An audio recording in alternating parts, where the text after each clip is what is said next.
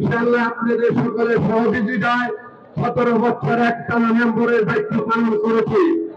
তাই বলতে চাই এই কুতুবপুরটা গত 15.5 বছর বিএনপি নামে কোন মানুষ বাড়িতে ঘুমোতে পারে নাই।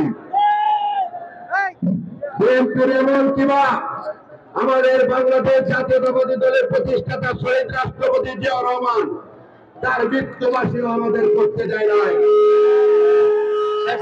বলতে চাই কুতুবপুরের আনায় কানায় গলিতে 9টি ওয়ার্ডের মধ্যে যেসব আওয়ামী লীগের নেতারা যারা চাঁদাবাজি করেছে, সন্ত্রাসী করেছে, বিএনপির অঙ্গ সংগঠনের উপরে অত্যাচারী করেছে এবং আমাদের ফতুল্লাহ থানার মধ্যে বিএনপির নেতা কর্মীদের নামে মামলা করেছে, তাদের কোন স্থান কুতুবপুরে হবে না।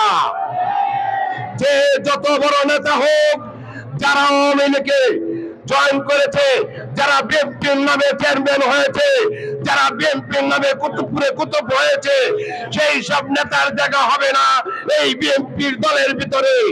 এই নারায়ণগঞ্জের মধ্যে, এই ফতুল্লাহ থানার মধ্যে যদি তাদেরকে লক্ষ্য করে বলতে চাই, ফতুল্লাহ থানা বিএনপির এই আওয়ামী লীগের শামীম ওসমানের দোসররা এরা যেভাবে কাণ্ড কারখানা করছে সেইভাবে কিন্তু জনগণ ক্ষিপ্ত হচ্ছে। তাই বলতে চাই এইসব দালালদেরকে, এইসব চাটকারদেরকে যারা দলে নেবে তারা অরিজিনাল এই বিএনপির কোন নেতা নয়, তারা রাজাকার, তারা আওয়ামী লীগের দোসর হিসেবে পরিচিত হবে।